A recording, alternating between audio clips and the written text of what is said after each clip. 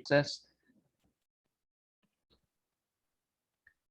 The last big adopter was the Department of Defense. That was the last one to adopt, and that was all 4 of the services. So I'm going to go ahead and bring up a slideshow and we can start the presentation because I think we got most everybody online. Raluca, I see you on there. Thank you.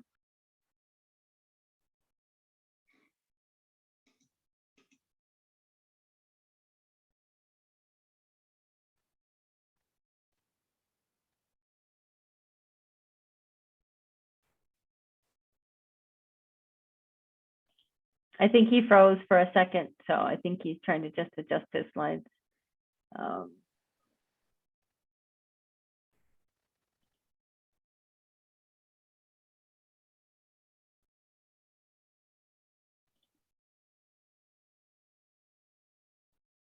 Okay. Let me chat to him.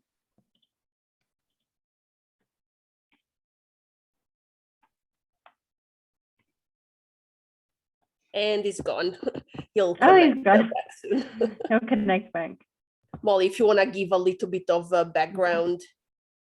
Yeah. Actually, you know what I can share with We you? can't hear you. Oh, you can't hear me? I can't. I can hear you. People can? Yeah. Yeah, okay. Okay, what I'm going to share with you in the chat, everyone, I created a Padlet that has the new ILR descriptors. I just try to make it a little bit easier to read. And then if you look at this Padlet, I've got speaking, listening, reading, and I've got them all in sections and a link to the ILR, to the website on the ILR. And then I've got a PDF also where it says the color coded. So with Padlet, I couldn't get them to color code. So if you want to look at the color coding, and Clay is going to talk us through what that looks like. Let me check my phone to see what happens. He hasn't texted me yet. You can maybe, while we're waiting for him to pop back in,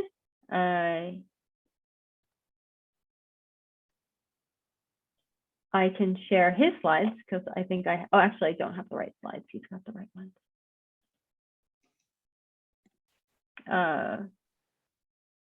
Simona, could you see the Padlet? There's Clay. Does anyone have any problems opening Padlet? I can't. I try to open the link. I just can't. But Let me make sure my settings. I see somebody there. Let me see if my settings are right. Make sure. Molly, it's me. I was able to open it, but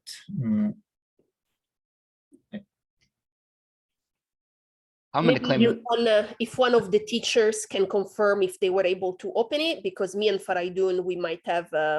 Yes, yeah, I can. Okay, so we can go ahead and start, Molly, and then we'll help teachers that weren't able to. Okay.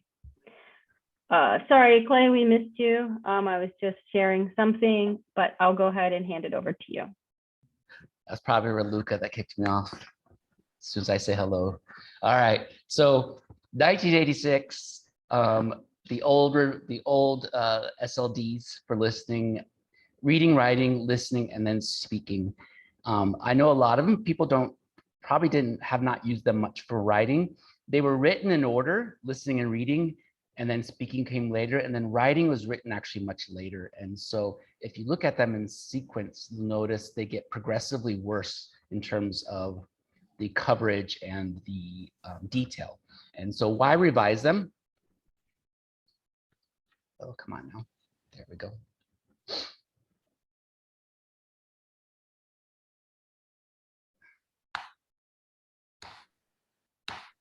Oh, don't do this to me now. I don't see anything. Is there anything on the screen? I don't see anything too.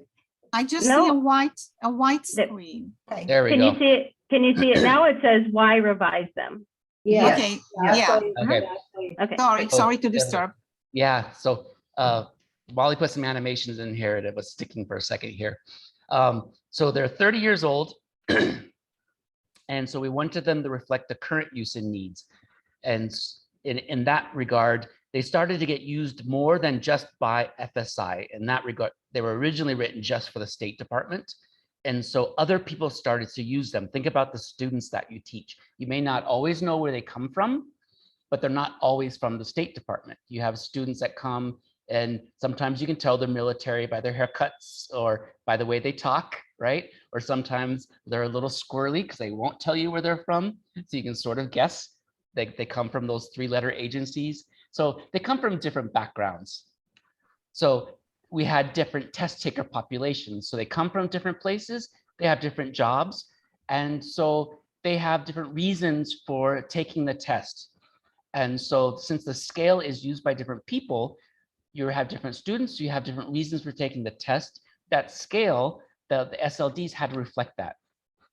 And of course, after all those 30 years or more of feedback, we have a lot of feedback for the years that started to collect and saying the scale is no longer serving us. And new scales started to pop up, like the Cepher scale. Well, that's a framework, but the Cepher framework, the IELTS, and other tests started to pop up. And they're saying, is the ILR SLD still relevant?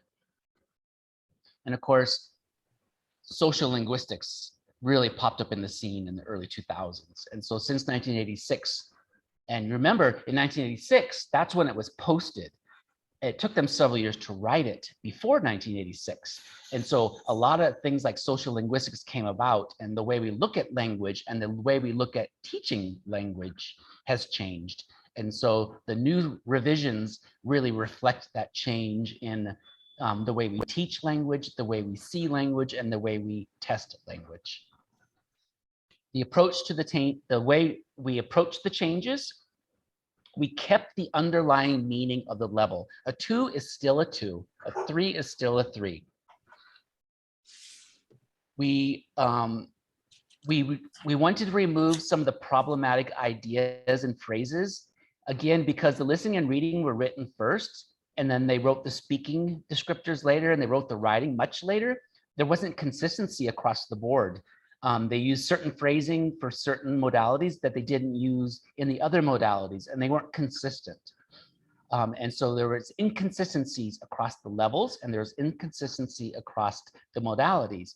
And so when we rewrote them, we tried to make it consistent all the way across. We looked at updated research. We applied these updated concepts to all the modalities. Excuse me, I'm sorry, I'm actually we had the speaking summit. So the people who wrote these and everybody from all the agencies, they were in San Antonio here last week, and we had not seen each other for 2 years. They were here last week and we gave each other COVID. So we've all been homesick all week. So I'm just recovering from it. So it was a very happy meeting. We celebrated, delayed celebration, and now we're all sick. We looked at the skill level descriptors through a grid. We identified the gaps and we conducted a crosswalk. And I'll explain that later when you see the hierarchical grid. And I'll explain what that means in terms of a crosswalk. And so we filled in all the blanks that were present in the 1986 versions. Excuse me, I'm sorry. On the left, we see the 1985 version, 1985, 1986 version compared to the 2019 version. And this is for level 1 in speaking. It's not always longer, the new version, sometimes it's a little shorter, but what you're going to see is there's a consistency, and there was a very much a practical approach to how we wrote them, so that it will always be the same. So on the right-hand side is the way they will always look at all levels.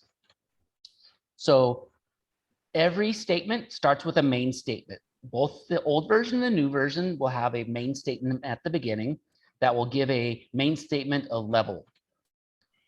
The old version would give a more detailed description where it will kind of flesh out what was just stated. There will give some examples of abilities and limitations. That was the old version. They didn't always do that well, and they didn't always do it consistently. In the old versions, they would do it in some plus levels, and sometimes they wouldn't. At some modalities, they would give examples, and sometimes they wouldn't.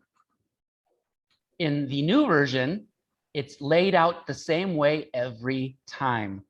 You're going to have a main statement for every base level. You're going to have a main statement of the functional ability at the base levels. You're going to have a statement of precision of forms and meanings. You're going to have a statement of content meaningfulness, and you're going to have a statement of context appropriateness. So you'll have a main statement, and then you have 4 following statements for every level, for every modality, every time. And the version that Molly is going to put on the applet and the version that you're going to get in Word is going to be color coded. The version that you're going to see posted is going to be black and white, but we did color code them on purpose: green, red, black, and blue. And if you keep those versions handy, or you save those versions that Molly will get you on the applet, it keeps it straight in your head, because it's now a quadrisection. There's always going to be that. Actually, this is a typo. I'm sorry. The second one was green. I was gonna claim that's my fault, Clay. I just noticed it, Molly. I'm sorry. I did too. So Yeah. say functional ability for everybody. The green should say functional ability, and you can So blame it green- on me. It wasn't Clay's Yeah. fault. So green is functional ability, red is precision of forms and meanings, black is content meaningfulness, and blue is contextual appropriateness. And that'll make it easy to dissect each of the statements into the 4 sections, and that will give you a description per level, per modality. And it makes it easy to pull these apart and give you a good idea of level by modality in the new descriptions. So let's go to our first quiz. And again, I got it color coded. You're going to see in the main statements, are derived. Oops, Molly, there we go. Cool. Here's a poll. What is the best definition for functional ability? You're going to pick a choice.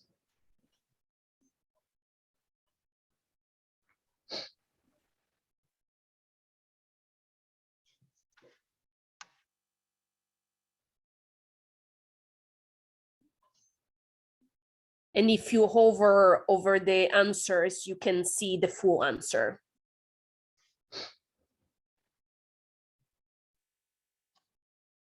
Do I have to do this too, Molly? This is on my screen. This is how this works. Yeah, you can do it if you. Oh, you can end it and start it, but don't. Okay. So yeah, it might take a minute because there's some wording there to read through. But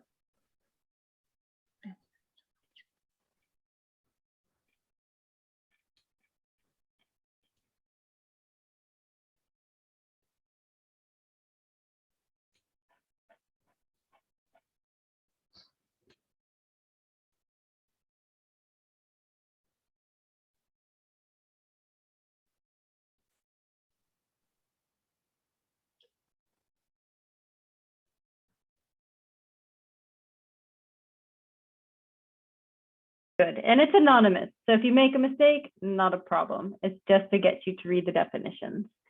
So we've got a bunch of people. Don't worry if you answer wrong, no one will know it was you. I can't even see who they are. So. Okay, take maybe just 45 more seconds. If you don't know, take a guess.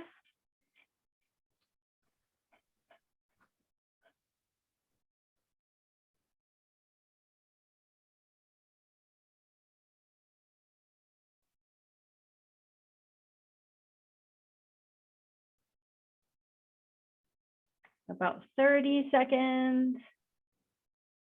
So we meant this to be somewhat the titles. We meant the ability categories to be self-explanatory to a degree. We picked titles that were not fully into the linguistic realm.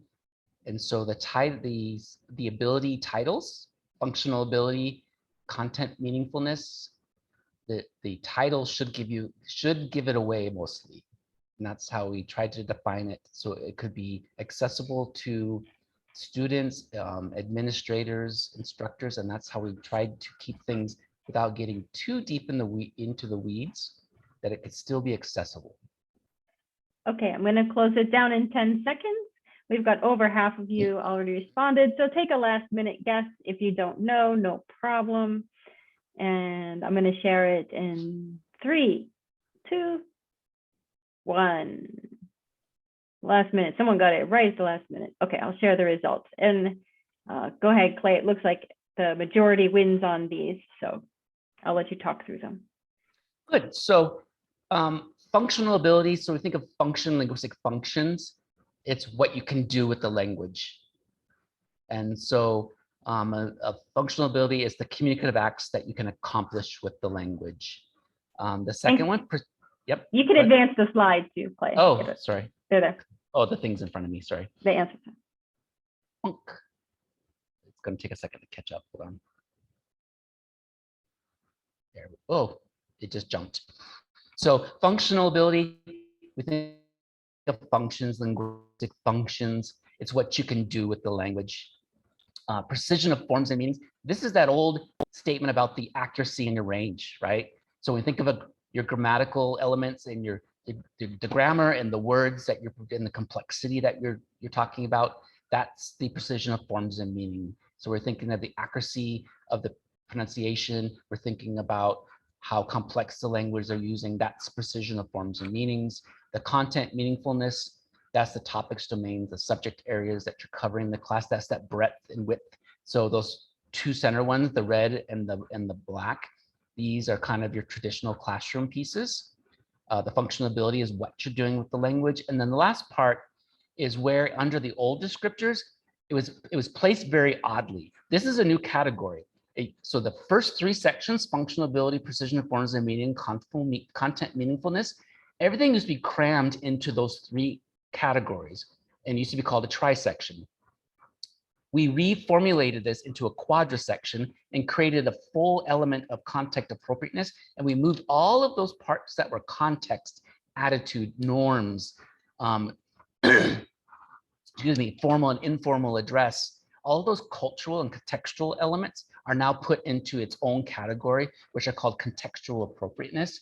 And these are all those things that you see at level 3 and above. You start to see them at level 2. Of course, you see them at level 3 because remember level 2 plus, because that's where you start to see elements of level 3 performance in the classroom. When they start to really pay attention to what's going on at 3, at 2 plus, you see them. That's where you see this.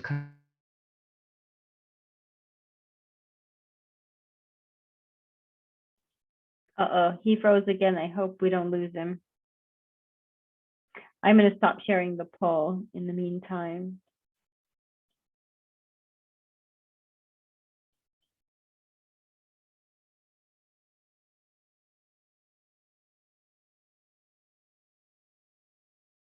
Oh, there he goes. Okay, we'll wait for him to pop back in. Does anybody see anything new? Any questions about the meaning of the new terms, the functional ability, the precision of forms and meanings, or the content meaningfulness? Does anybody have questions about those or comments?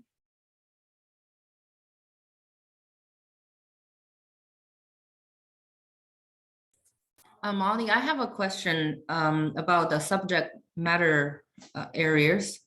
My understanding is the opinion or knowledge sometimes is not going to be judged during the proficiency performance.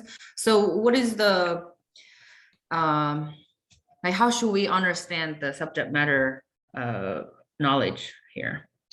So subject matter areas, it's the breadth. It's the vocabulary. Are you talking about in content meaningfulness, or are you going into contextual appropriateness?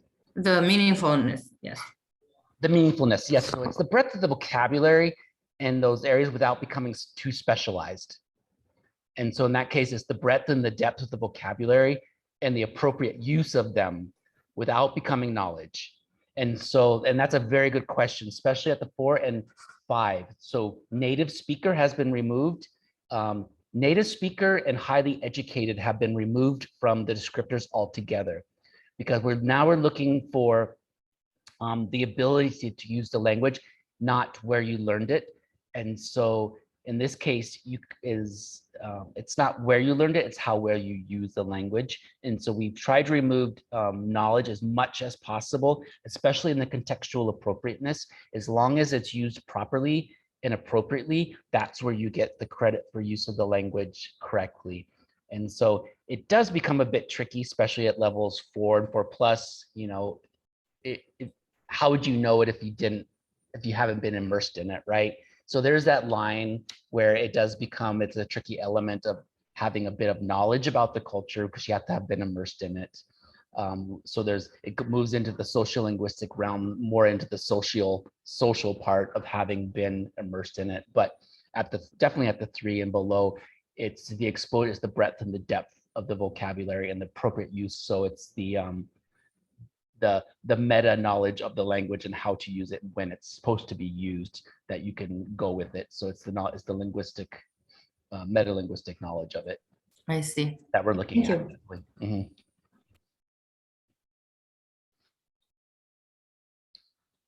So again, each of the paragraphs of the descriptors, each has an element from functional ability, precision of forms, content meaningfulness, and contextual appropriateness as appropriate.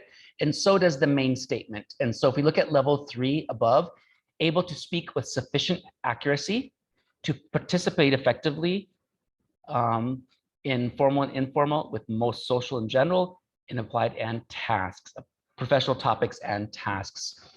And so we get those 4 statements that make up the main statement, and then we have the 4 parts that make up the paragraph. And so that's how it's made up in general across the board. There are some exceptions, and we'll get into those in the last part of the discussion today when we reach that part of the discussion.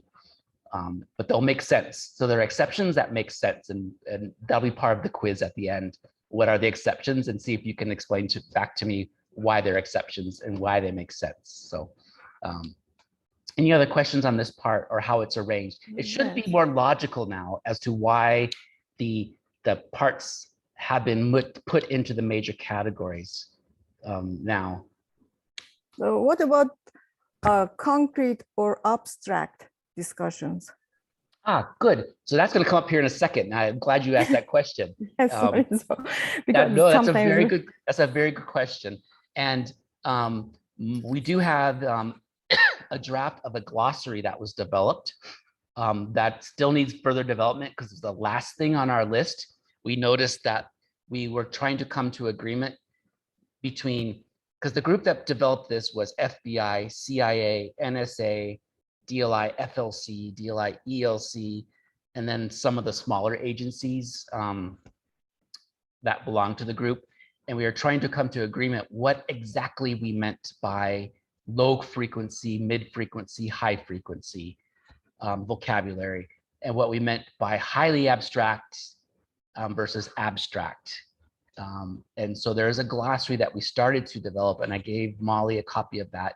And I think that is something I suggested that for each schoolhouse or something to develop internally so that you can come to agreement on these elements as well. But you can see how far we got as a group, because it is difficult to come to consensus what we mean by that.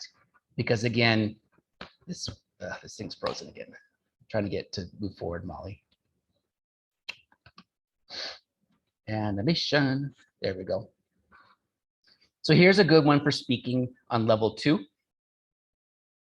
We see the main statement, able to speak adequately in straightforward everyday conversations and handle routine work-related interactions. This almost looks like an objective in a way, right? And we think of a lesson objective, what we can do in language for speaking. If we think about in the classroom, if you're trying to think about what your student can do and what they're able to do for speaking, and you're looking at writing objectives and what you can pull out, now we can start to pull out objectives from these statements by level, by modality. So if you try to think about your student and what you want them to be able to do for speaking at level 2, these new descriptors make it a lot easier to do that as opposed to the old ones, because now you can look at the functional ability. We can look at what types of things they can do with the language. They can redo reports, speeches, they can do presentations. They can make recommendations. They can give descriptions, directions, instructions. And that's where we think about the OPI, right? The tasks they do in the OPI. Narrations across timeframes, past, present, future. What types of interactions, complications that they have to do. We think about the role plays they have to do in the classroom. Precision of forms and meanings. We can look through this red section and we can get some ideas about the types of things, excuse me, that we would want them to do at level in the classroom. Content meaningfulness. This gives us also some ideas about the topics and things we haven't covered. And then at the bottom, that's the good one we want to look at. Now that we have this categories clearly spelled out, we start to look at the content meaningfulness. Now, again, remember, content meaningfulness in that contextual part really only starts to show up at 3. And so below 3, it's not really that, doesn't carry that much weight below 3. And so we want to always push our students at I+1, right? We want to push them to the next level.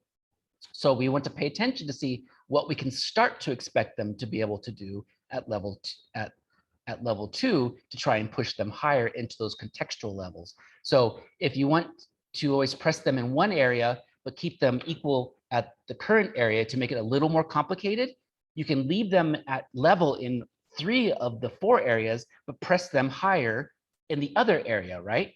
So if you already got them like right up, sinking or swimming right at their eyeballs in 3 out of the 4 categories, you can make an activity more difficult by increasing the difficulty in the contextual appropriateness, for example.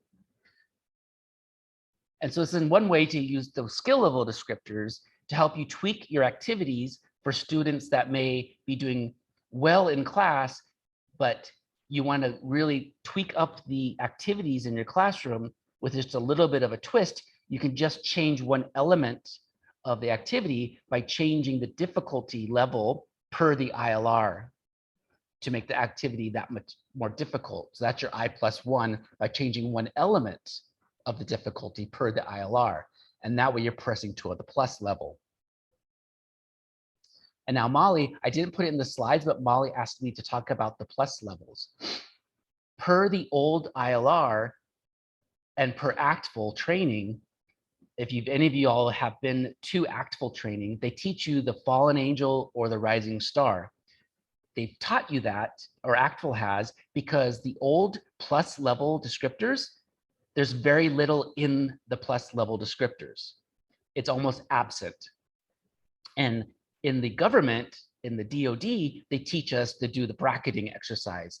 If you don't know if they're a 2 or a 2+, you look at the level 2 descriptor and you look at the 3, and then you decide where the majority of the performance was. Was the majority of the performance at the 2, or was the majority of the performance at the 3?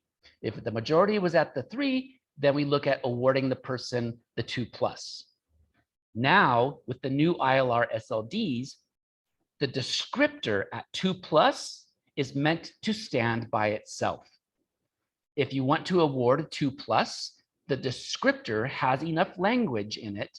If you read the 2+, there is enough language in the 2+ where you can look at it and read it, and you don't have to do this rising star, fallen angel decision making, or you don't have to do this sandwich exercise of next one higher, next one lower. You can actually go to the plus level, the 1+ descriptor or the 2+ descriptor, and read it. And there is now enough information there to make the decision based on the description of linguistic ability at the plus level. So that is a major change now with the new skill level descriptors. So I encourage you, when we're done today, at some point, to go and read the new skill level descriptors and look at the 1+ and look at the 2+, because there is a lot more information there than there used to be. They look just like this level 2 descriptor. There are the elements inside there now where you can now look at it and see a full description at 1+. There is a full description at 2+ that gives you an idea So you don't have to look at the 2 and the 3. You can go right to 2+ and you can see a full description. And you can now show your students at 2+ what a 2+ looks like. Any questions so far?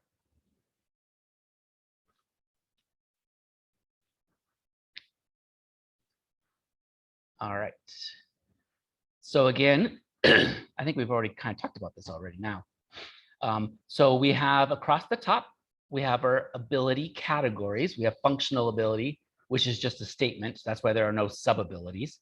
Precision of form and meanings. As we said, precision of form and meanings. We talk about discourse management, lexical control, structural control, phonetic features. So we talk about grammar and vocabulary. Content meaningfulness. We talk about that range, relevance, and substantive coverage. That's that breadth and depth of topic. Contextual appropriateness, we talk about the cultural appropriateness, the social appropriateness, the interactional appropriateness. And so with this one, like turn taking and things like this, comes into play with the speaking. And it also accounts for modern writing, modern literacies like texting, email. So we've brought all of the modern literacies into the new skill level descriptors also. And so some references to teletype and things like that have gone away. And we now make recognition of things like text and modern type literacies that we do see, and leave openings for newer types of literacy as well. These definitions are more clearly articulated in the matrix, which we'll see in a second. So we're not going to spend too much time on this particular slide. So here's a picture of a matrix. So on this page, this is what's called the prose. This is what you're going to see on the website. So on the website, you're going to have a paragraph. And Hey, again, you moved us back 2 slides. Can you go back forward? yeah, this is the prose. So this is Oh, the I'm prose. sorry. Okay, Yeah. sorry. So this is the prose. This is what you see on the website. On the website, it's going to be black and white. The version Molly gave you is going to be color coded in that green, red, black, and blue to help you see the pieces. This is what's called the matrix form. It has the exact same information, but it's broken into blocks. And the blocks are broken into that functional ability, broken into that precisions of forms and meanings. If you look on the left, it's in that content meaningfulness, and it's broken into that contextual appropriateness. But then it's also broken into the sentences. When it's broken into precisions and forms and meanings, it's then broken into the statement of discourse management, lexical control, so the words, structural control, the grammar, and phonetic features, the spelling. Under content meaningfulness, it's the range, relevance, and substantive coverage. This is how we built the thing. We broke everything down into these tiny little blocks, and we did that for 5 years. And then we took it, when we were all done, we built it back into the paragraphs. So this is how we did it originally for all the levels and all of the modalities. And when we took the original descriptors for all the modalities and all the levels, there were a lot of blanks. For every level and every modality, there wasn't always a statement. And that's when I say that these were not consistent. There were a lot of missing pieces. There were a lot of blanks. And so our job was to go through. So like, for example, phonetic features, there wasn't always a statement of where that says pronunciation occasionally if it interferes with communication. Sometimes that statement was missing at a level. And so that's when I say it was not consistently done. The 1986 version, there are lots of blanks and pieces are missing. So we went through and filled in all the blanks. And so the new version, the 2019 version, everything's been filled in. And so it's consistent across the board. And so Molly has this version also for you guys to look at. So if you're somebody who likes to see things more in the analytical piece, and you want to see what is the statement for grammar, what is the statement given for spelling, what is the statement given for vocabulary, you can see it in this form. Or if you want to see it in the prose, in the written paragraph form, you can see it in this form, but they're the same thing. One just looks nice and boxy. One looks nice and written out in paragraph form. Any questions on this format? So that we have this for every single, we have it for listening, reading, writing, and speaking. And then we have it for 0, 0 plus 1, 1 plus 2, all the way to 5.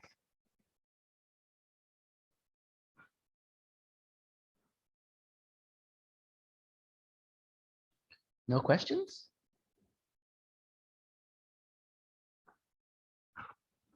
Oh, you guys are easy. I think we'll get questions, but we Yeah. need processing Uh, time. Good. All right.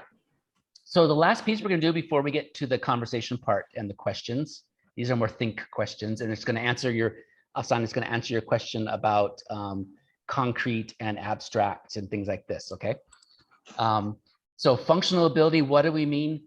Functional ability. So the functional ability in general means the communicative act the speaker can accomplish with language. At level 3, an example of functional ability, we can see right here, here's an example.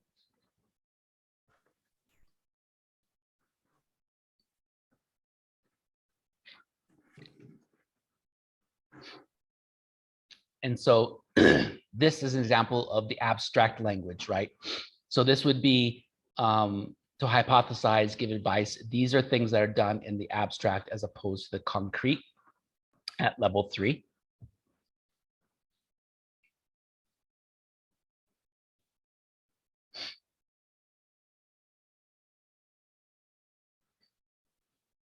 Precisions of forms and meanings.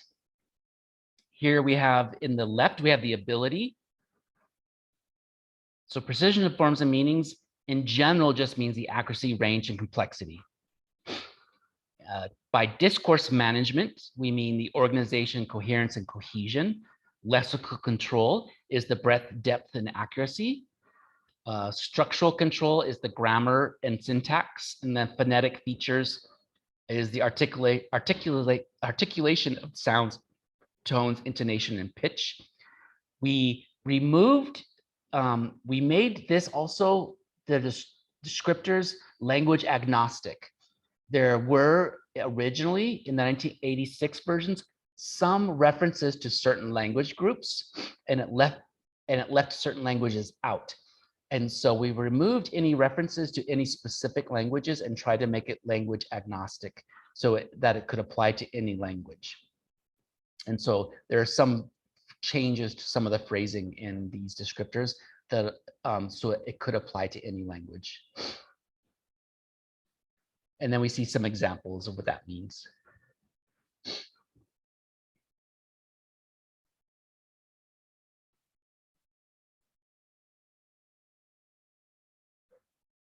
Those of you who have been along long enough remember that a lot of these things and a lot of curricula from DLI FLC and for NSA were originally written in Russian and German, and they were translated into all the other languages.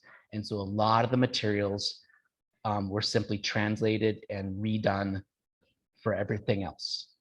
And so if you see things that you're like, this doesn't apply to Chinese, or this doesn't apply to some of the Turkish languages, things like that, it's because they were originally written for just German and Russian, and they got translated for everybody else. And so a lot of those things are still being deleted and changed over the years. And that's why certain references are made still in a lot of the old materials. Content meaningfulness. Content meaningfulness in general just means topics, domains, subject areas. Range is the breadth of topics. Relevance is the relationship and what information is being contributed, usually for the productive skills, writing and speaking generally. Substantive coverage is the ability to address the topic sufficiently. So that's more idea of the coverage. So Clay, maybe in English, could you give us an example maybe of what a level 2 might produce in, let's see, in content meaningfulness versus like a level 3 would produce? Yes, so that's going to be your, again, so that's going to be your concrete vocabulary. So everything at level 2 is going to be about the self. So family, home, you think of the topics for level 2, the concrete, it's everything that I can see, hear, touch, or feel. And that's usually what you define for your OPI topics for level 2 concrete. So family, home, school, general work topics, non-specialized, concrete. That is going to be our level 2, as opposed to our level 3, which imagines outside of the sphere of the self, which usually then will go into the abstract. It also, when we think of cognitive sophistication, it's also when we think of doing something oneself and then training others to do. That's also that other cognitive difficulty of explaining or doing for oneself or teaching others to do. That also can go in from the level 2 to the level 3 in terms of linguistic sophistication. And then contextual appropriateness, that's the newest category. This is the one we spent quite a bit of time with during the summit this year with all the agencies, because this is now that it's a clearly defined category in and of itself, how we're going to teach. Now that we have it as its own category, how we're going to teach and how we're going to test this, now that it's a distinct category, and it's now clearly defined not as a knowledge category. This is the most interesting to us now. Especially since a lot of people want to start looking at testing dual modality, comprehension and speaking in the test.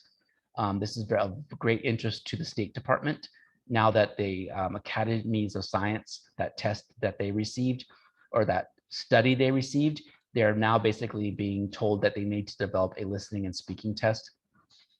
So looking at some sort of task-based assessment that will integrate this element, contextual appropriateness, and in the test. And since they have the test at the level 3 and 4, this is of interest to them. So being trained at this level and how to train and to assess at this level is going to become something of interest to them. So this is still being worked out for them. So Clay, there's a question from Alexandra in the chat. So taking the past, present, and future, we've always been like, okay, narrate past, present, future is level 2. Has Yes. that changed at all, or No, that's still level 2. okay, so there's some confusion about how it'd be level 3. So maybe if we're talking about going back Yeah, that was listed in the level 2. in the, yeah, go ahead. I think it was listed in the level 2. Go back here, level 2. So here it was. So this is a level 2 ILD speaking for level 2. Straightforward descriptions, narration across timeframes. So this was a level 2. So up at the top here in green, can provide straightforward descriptions, directions, instructions, and narrations across timeframes. So this And person, I think, yeah, and her question was an uncomplicated story. I think we can understand narration as sort of an uncomplicated story. Is that yes, right? yes, straightforward. Straightforward means uncomplicated. Straightforward, okay. Yeah. And so when they start to complicate it, then we start to look at compound structures in grammatical elements. That starts to go into the 2+, right? And so then it becomes the hallmark or the example of a 2+ is somebody who's really strong in vocabulary and sort of haphazard in grammar, or really strong in grammar or hit and miss in the vocabulary. That's the general hallmark of a 2+. They're really strong in one, but not in the other. That's usually what happens with a 2+ person. They got really, really good at one, but not the other. The person who's a 3 can do both, has the complex structures and the vocabulary. That's usually where it happens. So they can do the abstract vocabulary and have command of complex grammatical structures. That's kind of the definition of a 3, usually for an OPI.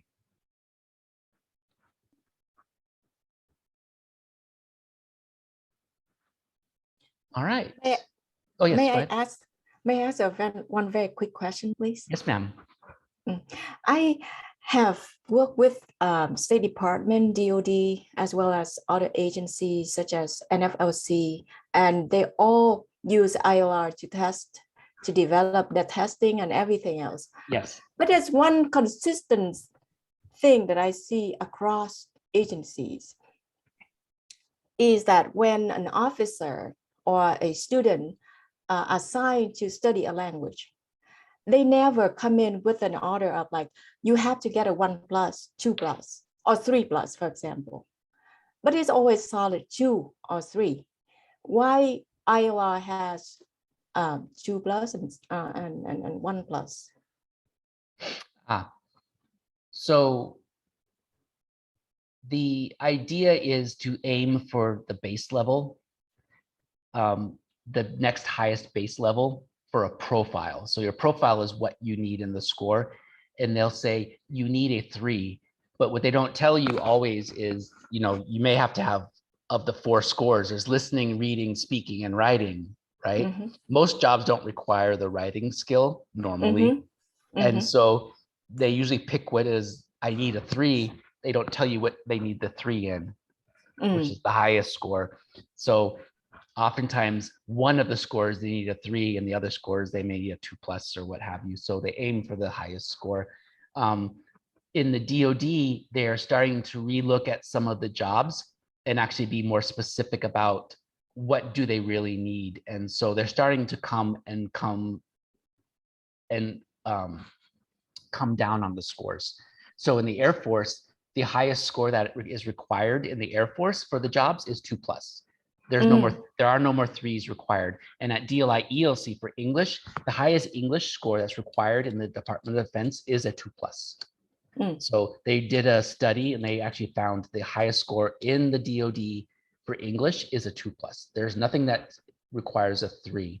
And so the highest test we give in the US government for English, for the Department of Defense, the highest OPI score we give is a 3. So we've done the study, and the other agencies are slow to do that, but they're starting to do that. That's interesting. And also for level 3, I see that in FSI, they score differently, DoD differently, and NFLC do differently. For level 3, for example, when I look at your presentation right here, and it's very interesting when you say, can convey some mood, feeling, emotion, or staying appropriate to the context. Now, that in NFLC, the people over there think that usually it's very hard to find something like this unless you have to find something like, you know, people angry at the government. Usually it's a ridicule or it's a angry piece or angry speech to find the level 3. And in this angriness materials, NFLC think that the speaker will be only a 3.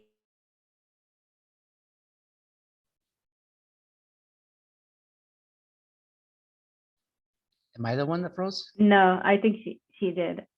I think the question, I'm going to speak for her, but is it only a level 3 or is it? Yes. So the issue there is the selection of the materials, and that was another discussion we had. So the reason we had the summit last week, one of the tasks that we have is to norm. So we norm each other so that we rate the same. So we take tests from each agency. So we took, even Canada participated last week, and we listened to each other's tests and we score them, and to make sure that we're scoring them the same, that we're using these descriptors the same. So for the speaking tests, I will tell you, we score them the same. The problem is, and as you note, the selection of materials is still a problem. How each agency selects materials is still fundamentally a problem because FLC and the NSA select materials and score them differently than the other agencies do, because they use a different methodology, and that methodology is not based on the ILR. That's the problem. And so they use a different methodology. And so how we rate samples of speaking tests, how we rate samples of other things, we rate them the same, But how we select materials, that's a different matter. And so I we see. have not fixed that yet.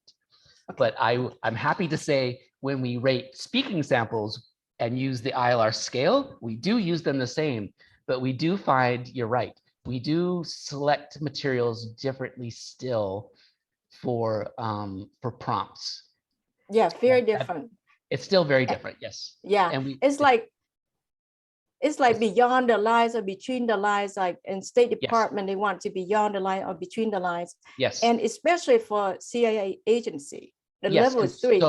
so we're using, we all have been working towards a project with IBM to use machine intelligence to help us with the initial selection of passages before we get to the second element of passages using the ILR. And so we're trying to use the ILR framework to help us get to the second level of selection to eliminate that. But the original project was done with the old SLDs. Now that we have the new SLDs, the project is starting new.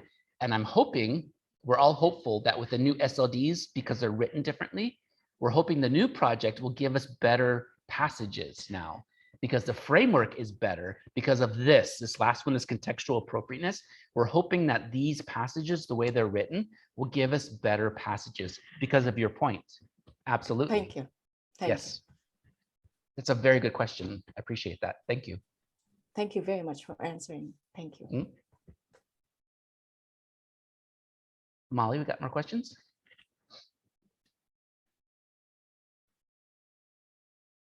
Sorry, I couldn't find my mute button. Supriya looks like she's got her hand up, so I'll let Supriya go ahead.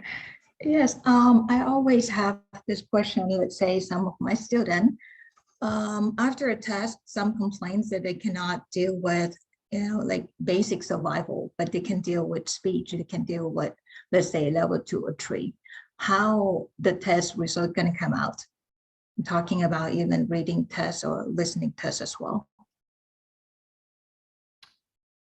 I'm sorry, what's the last part? How's the score? How's it recorded or reported?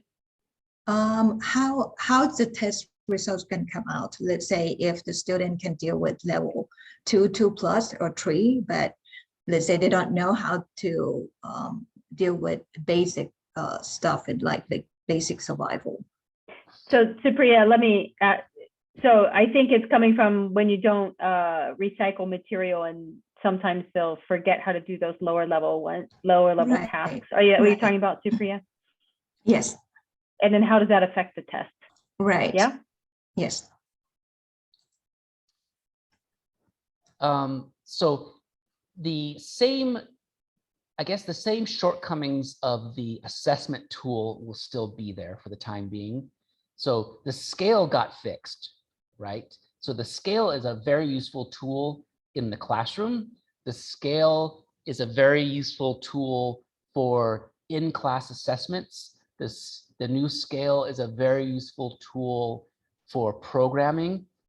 The scale is a very useful tool for feedback to your students. The scale is also a very useful tool to the people who make tests. The problem is the bigger the larger the program that makes the tests, or the more expensive it is, the longer it's going to take for that test to change.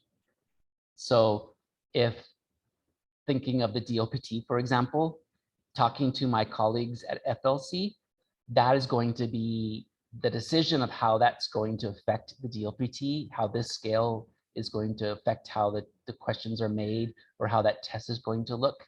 That is some years in coming.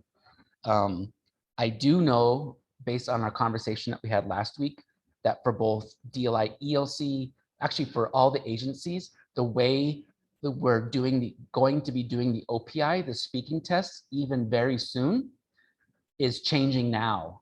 We're all already making small changes now about how we do the OPI, the speaking test, and taking advantage of the change of the descriptors, because they're so much more clear, and they tell us so much more about language, that small changes are already taking place with the speaking test to become a better test. But that's the easiest one to change. because it's used the least, and it's involving human raters and not thousands of forms of tests and thousands of questions. And so the speaking protocol for the speaking tests are already changing amongst all the agencies, because we have to train, just like today you're having a class on the descriptors, you have to have these classes with your raters. So the speaking test is already changing, and so that will happen soon.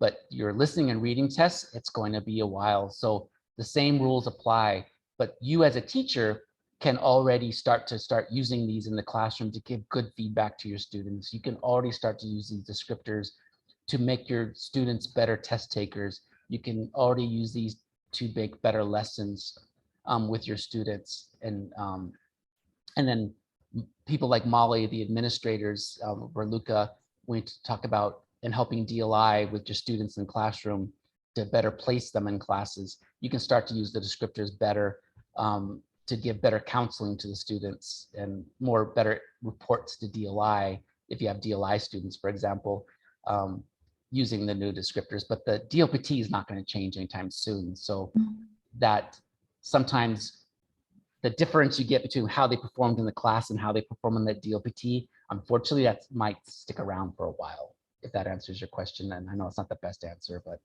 that's just the reality of test making.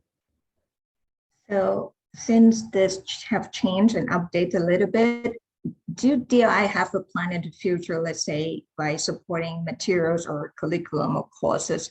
Because Yes. I understand DOD have some kind of materials for military students. Yes. Oh, okay. Yeah, so each agency has the responsibility to report what their change plan is.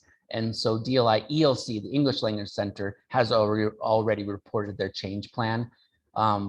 And so FLC already has theirs, but since they have to do it in so many languages, et cetera, it's just going to take them longer, of course. Thank you.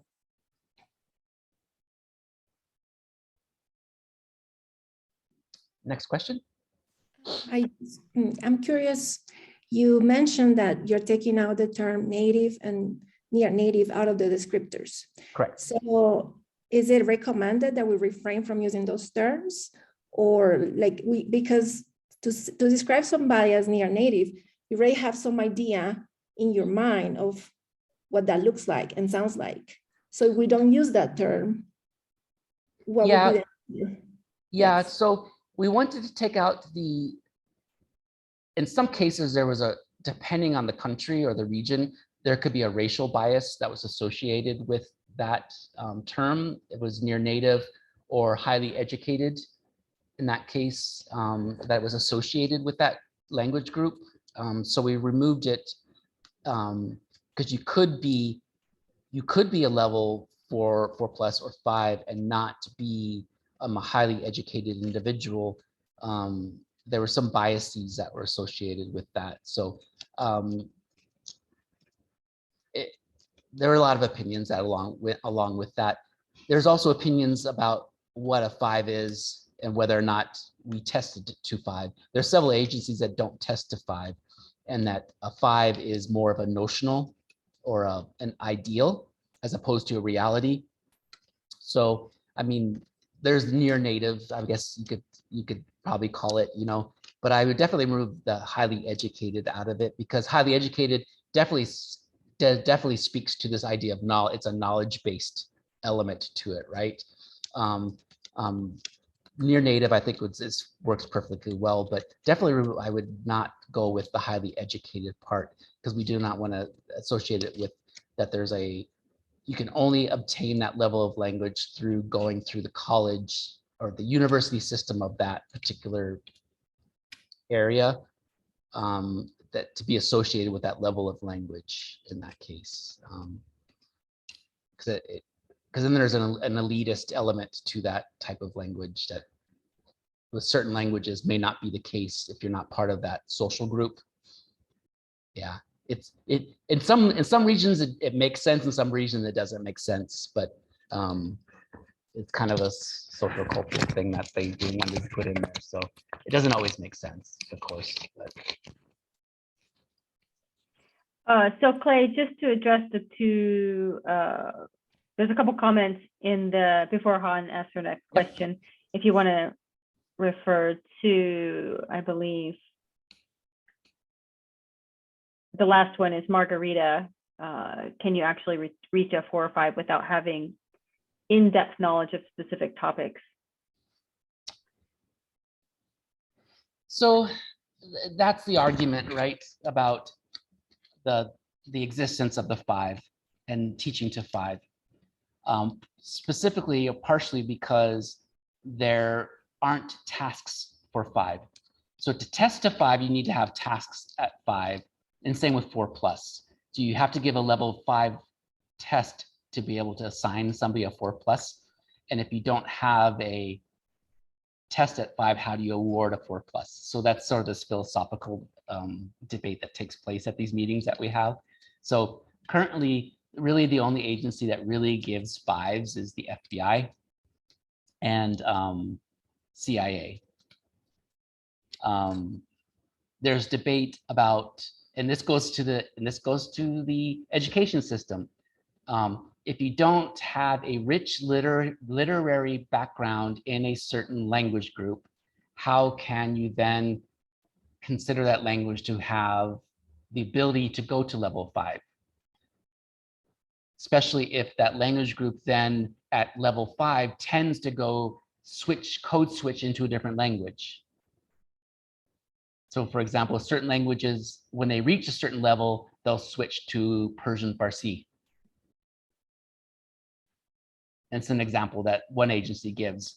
When they reach 4+, they tend to switch to Farsi at that level. Or and then someone goes, well, in North Africa, they switch from Arabic into French. I go, but they could perfectly stick in MSA at that level, but culturally they'll switch to French at that level. And I go, that's a good argument, right? And so therefore, in a level 5 Moroccan interview, at level 5, they should be speaking French. Therefore, French should be allowed in a Moroccan Arabic. French should be allowed in a upper level Moroccan Arabic test, and then that goes into the weeds about when the second language should be evolved due to cultural reasons and things like this. So it goes off into the weeds at our upper level. So about fixing the Arabic tests, which is a valid response about when that language of the second culture then feeds into the literacy level at the higher ranges, things like this. So that kind of goes into Margarita's question about the knowledge of specific topics and where that tends to branch off and which language group we're talking about. But it does involve a certain amount of knowledge, and that cultural knowledge, whether it's of the region and if it's knowledge specific or if it's language specific. So it tends, what we decided on, Margarita, is that it does tend to be specific to the language group. And so there are some areas you'll see in the new SLD, some language groups go, this seems rather vague now. And it's like because we took certain things out, and what we decided upon agency-wise was that we took them out so that it would be then by language, and those language groups in those agencies would then have their specific rules specific to those languages to make it applicable more aptly to those languages. And that's how we handled it. Just a quick note that I recognize we're over time, so if you do need to leave, no, you're not being rude, but I know Clay's a nice guy and he'll keep giving you information as you want it. So feel free, it's not going to be rude if you drop out, but we can stay a couple extra minutes and still get good information from Clay. So I did have some general questions if anybody wants to participate. If you had other questions, if I had more general questions that were already in here. I think yes, was another one, sorry. There was one about the priorities of languages. I assume it would be the big languages, but by agency as well, if of making changes to testing and whatnot. Yes, each agency has what's called a strategic language list. It's done every year in SLL. So each agency has a strategic language authority, an SLA, and each SLA meets together in what's called the DLISC, Defense Language Steering Committee. And they meet together and they put together what they call the strategic language list, and usually has the top 5 or top 7 languages. And you'll know that because those are the languages that you're busy teaching at any given time. And so when you have all of a sudden a lot of Ukrainian students, then you'll suddenly realize, I bet Ukrainian is on the strategic language list. Or Polish all of a sudden makes a new appearance, and you'll know that Polish is on there. So yeah. But my comment list keeps scrolling back through and through again. Just some questions for thought, if anybody wants to tackle them, or if you want to keep going, Molly. I don't know, it's up to you, because your folks are on their time as well. I mean, we put these questions, so I think people have specific questions. If people just want to, I think we got through the ones in chat for the most part. Most of these are thank yous, and Alexander asked a question which I think was answered when you answered Margarita's question.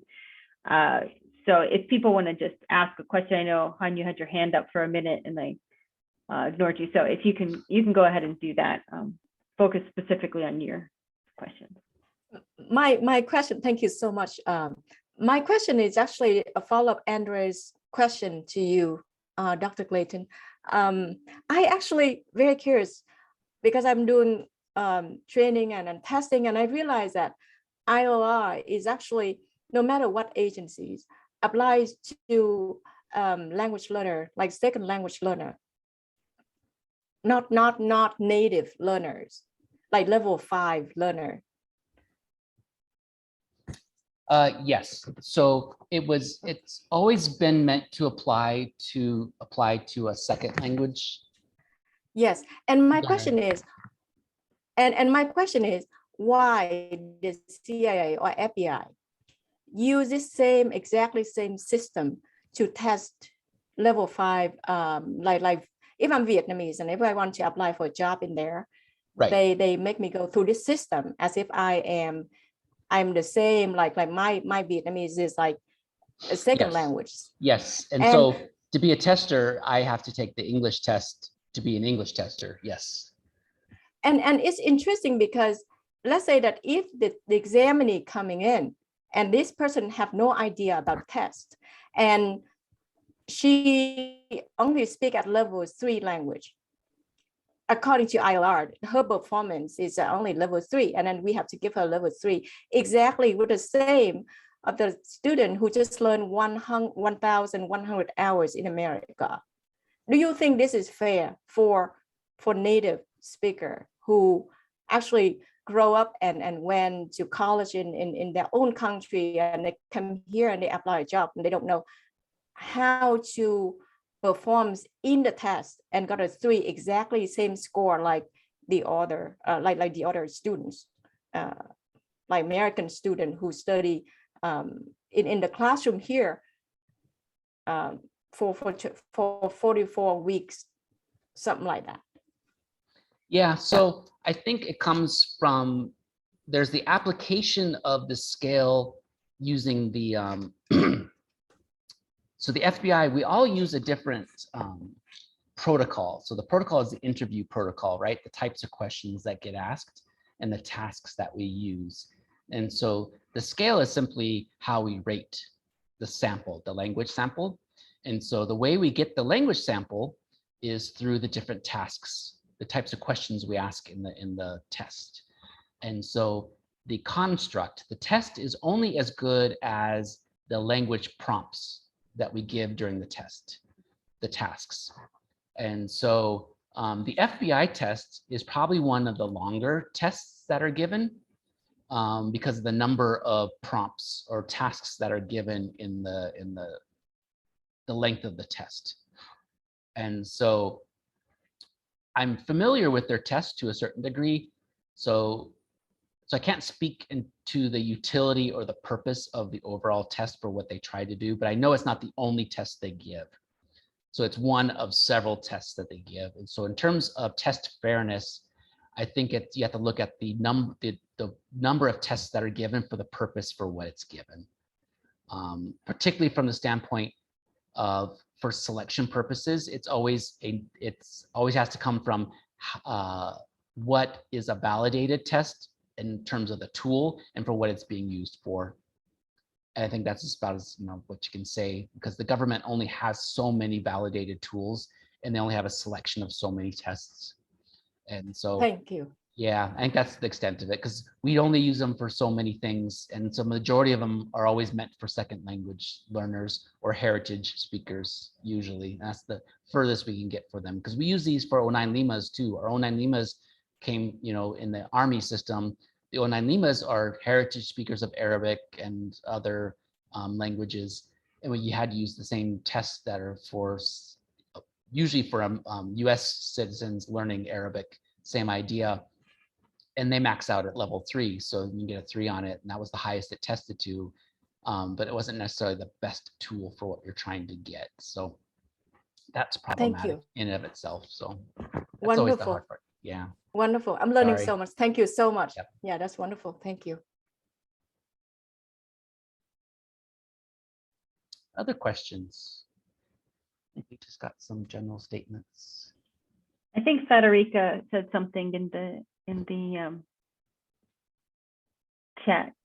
So sorry. in its application, so we took out any references to languages, and so we went again with abilities as opposed to traits. So we tried to remove references to traits and went more with abilities, what you're able to do with the language. So the old scale was actually more statements about linguistic traits, which could be aligned more with a specific language. Now we go with more abilities. And so we're talking about linguistic functions. And so now that we've gone that way, it's a little bit less language specific. And so we tried to make it more fair that way, so that it could apply to more language groups and more uniformly. And so a 3 in Italian or 3 in Farsi, a 3 in English has that same idea of linguistic complexity and same idea of linguistic breadth and width as it does in the other languages. Okay, thanks. Yeah, that was the idea. So it's more ability than trait. Yeah.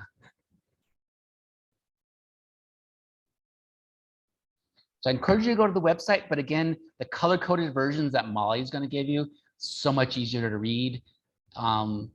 And I like grids, so, but don't get caught into the grids, because then you're going to read discrete statements, right? Always look back, pull back and look at the full paragraphs. Don't always get caught in those individual discrete sentences in the grid form, but I do love a good grid. It helps look at your individual statements when building a lesson plan or talking to a student about performance. The grid is helpful, but it's always best to then look back at that holistic performance, right, when talking to students.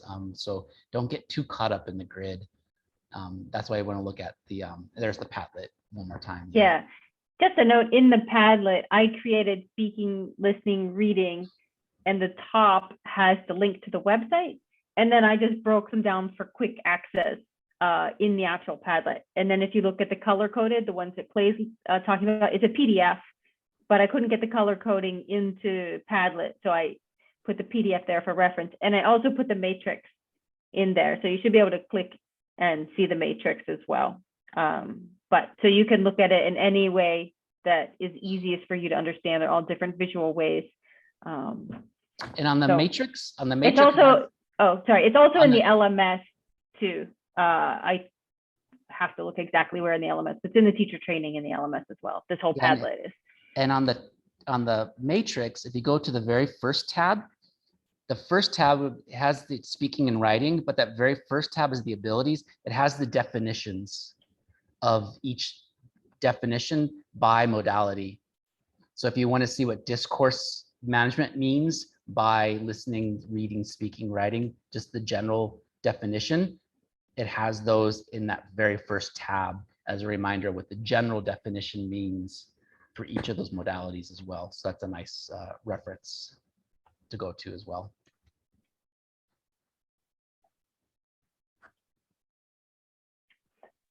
Okay, we're keeping Clay for some time. Anybody have any last pressing questions? If not, I know his phone number and I can always text him and ask him we have an emergency, ILR emergency. So I have a lifeline. There are such a thing. There are such a thing. There is such a thing, yeah. So, but thank you, Clay. This was really helpful. I think we're gonna get deeper and deeper into this, like DLS. So we, the LTSs and me all have a lot to learn as well. So that's why we're here and had him do this for us. We've had a couple other people do it for us too. Some of our DLI colleagues were on the committee too. So hopefully we will get all the information we need and study this to make changes as needed. So we appreciate you guys coming along and participating and being engaged. So, Thank you. Had fun. Thank you so much, Dr. Clayton and Molly. thank you. Thank you. Thank you. Thank you. very Bye. much. Everyone. Bye-bye. Bye, Thank you. everyone. Thank you, Raluca. Thank you. Bye-bye. Oh, Raluca, are Dr. you? Yeah, I'm here. Oh, okay, I didn't know. Dr. Lisbon, may I ask you one more question? Yes, Uh-oh. ma'am. No, I'm These sorry. are good questions. These are good questions. Go ahead. Dude, are you familiar with Dr. Ponation research on high frequency and low frequency vocabulary? And are you familiar with his research recently? May I ask? On whose? One more time. Dr. Ponation. Dr. Ponation. Paul Nation. Paul Oh, Nation. Paul Nation. Yeah. Uh-huh. Yeah. Yes. Do you think that ILR somehow would follow his research, because he's talked a lot about high frequency and low frequency and mid frequency vocabulary? So And we looked, yes, we've looked at his, and then Yeah. Dr. Rachel Brooks with the FBI. Recently, we did a study as well, looking at level 4 and 5. And we did a study based on language, actual samples from OPIs. They presented at one of the ILR about 3 or 4 months ago on low, mid, high frequency on the OPI. And then there's an article by Schmidt and Schmidt that we're looking by word frequency and word count that we are going to look at as well as a committee that we're looking at as well. So we're doing some work on that actually as a committee. So yeah, I'll let you know. And I can share that presentation, I don't know if you saw it at the ILR, that Dr. Brooks presented at the ILR, talking about the mid and high frequency. Because we had questions about abstract and highly abstract, the term, and what that really meant at level 4 and 5. And if it really meant anything, like truly, in terms of looking at actual samples in OPIs and things like that. So I can send it to Molly, but it is something we're looking at because we're trying to see if we can actually statistically count that using samples from actual OPIs and see what that looks like. Wow, thank you so much. Thank Definitely. you. Yep. I really appreciate it. I'll sit down with me. Hello, Oli. I have a question for you. Yes, I'm sorry, at the last minute. You said that you're from San Antonio, Texas. Is that correct? Correct. Okay, I'm from San Antonio too. Are there any programs in here that would be open or available for instructors of a different language that we could be trained for various agencies in here, and we could get our knowledge and our expertise even broader?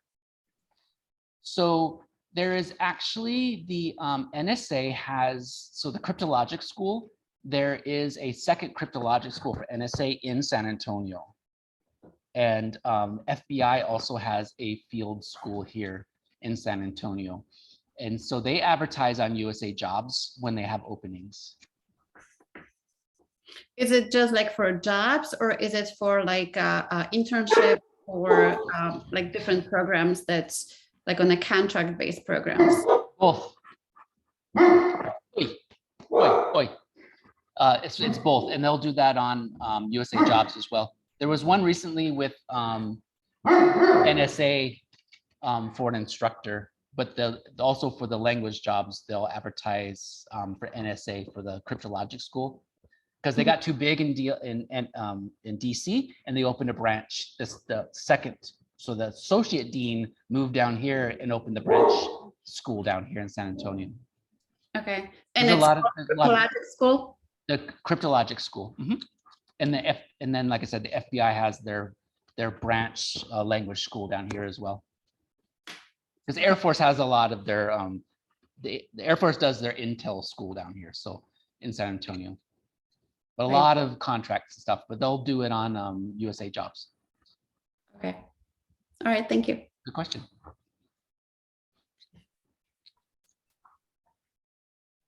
Okay, I think I'm going to go ahead and end the meeting. So pushy. Well, I'll try to save you, Clay. That's So- okay. I can't believe my voice lasted this long.